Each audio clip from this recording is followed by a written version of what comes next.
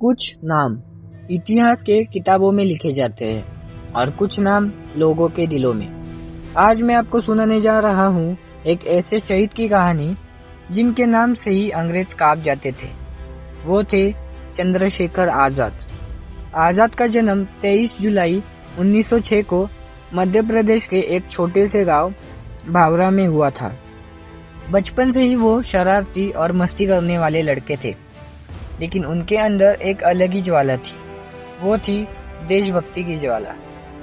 1919 में जब जालियनवाला बाग कांड हुआ, जिसमें से 100 से भी ज्यादा निर्दोष लोगों को गोली मार दी गई, ये घटना देश भर के नौजवानों के लिए एक अलग सी आग थी, जो आग कभी बुझ ही नहीं सकी और आजाद भी उसी आग में जलने लगे। 1921 में जब महात्मा गांधी ने नॉन कोऑपरेशन मूवमेंट शुरू किया, तो आजाद भी इसमें शामिल हो गए। सिर्फ 15 साल की उम्र में उन्हें अंग्रेजों ने गिरफ्तार कर लिया। कोर्ट में जज ने जब उनका नाम पूछा, तो उस छोटे से लड़के ने जवाब दिया, मेरा नाम है आजाद, मेरे बाप का नाम है स्वतंत्र और मेरा घर है जेल। उस दिन से पूरा हिंदुस्तान उसे चंद्रशेखर आजाद के नाम से जानने लगा। लेकिन गांधी जी ने आंदोलन वापस ले लिया और आजाद को ये बात चुभने लगी।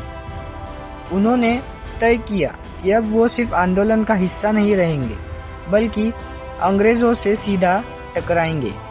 और इसी इरादे के साथ वो हिंदुस्तान रिपब्लिकन एसोसिएशन में शामिल हुए, जहां उनकी मुलाकात हुई राम प्रसाद बिस्मिल, अशफाकुल्लाह खान, भगत सिंह जैसे वीरों से। आजाद ने अपनी जिंदगी एक ही कसम के साथ जी, अंग्रेजों के हाथ कभी जिंदा नहीं आएंगे।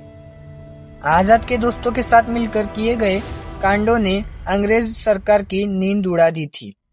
1925 में हुई ककोरी ट्रेन एक्शन, जिसमें बिस्मिल और उनके साथियों ने सरकारी पैसा लूटकर आजादी की लड़ाई को आगे बढ़ाया। आजाद भी उस यात्रा का एक हिस्सा थे। उनके दोस्ती का रिश्ता भगत सिंह के साथ बहुत गहरा था। दोनों एक दूसरे को भाई की तरह मानते थे। जब भगत सिंह ने लाला लाजपत राय की मौत का बदला लेने का इरादा किया, तो आजाद भी उनके साथ खड़े रहे। लाला जी को अंग्रेजों के लाठीचार्ज में शहीद कर दिया गया था और इसका बदला लेना जरूरी था। आजाद एक तरफ रिवॉल्यूशनरी थे और दूसरी तरफ एक समझदार नेता भी। उन्होंने हमेशा कोशिश की कि देश के हर नौजवान के अंदर आजादी की भावना जगी रहे। उनके बारे में कहा जाता है कि उन्होंने हमेशा अपनी माँ को पैसा भेजना नहीं भूला, चाहे वो जंगल में छुपे हुए हो या पुलिस से भाग रहे हो। लेकिन आजाद का अंतिम दिन भी उतना ही वीरता से भरा था जितनी उनकी पूरी जिंदगी थी। 23 फरवरी 1931 इलाहाबाद का एल्फ्रेड पार्क, पुलिस ने उन्हें घेर लिया था। आजाद ने घंटों तक अकेले ही मुकाबला किया। जब उनकी बंदूक की गोलियां खत्म हो गई, तब भी उन्होंने अपने दुश्मन के सामने समर्पण नहीं किया।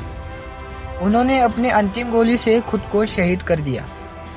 उनके बारे में कहा जाता है, आजाद थे, आजाद रहे और आजाद ही चले गए। उनके बलिदान से हिंदुस्तान भर गया एक नए जुनून से। नौजवानी ने समझा कि आजादी बिना कुर्बानी के नहीं मिलती। और आज भी जब हम आजाद के नाम लेते हैं, तो दिल से एक आवाज निकलती है, वंदे मातरम, भारत माता की जय। चंद्रशेखर आजाद हमेशा के लिए इतिहास के पन्ने में अमर हो गए। उनकी कहानी हमें ये याद दिलाती है कि आजादी एक दिन में नहीं मिली। इसके लिए कई जवानों ने अपने खून बहाया। आजाद की कहानी, उनका जुनून और उनकी कुर्बानी हर एक भारतीय के दिल में एक मिसाल हो गई। आजाद अमर रहे। दोस्तों, अगर आपको ये कहानी पसंद आई हो तो चैनल को सब्सक्राइब करें, वीडियो को लाइक करें और शेयर जरूर करें। आपकी एक छोटी सी सपोर्ट मुझे और कहानियाँ आप तक लाने की ताकत देती है। मिलते हैं अगली वीडियो में।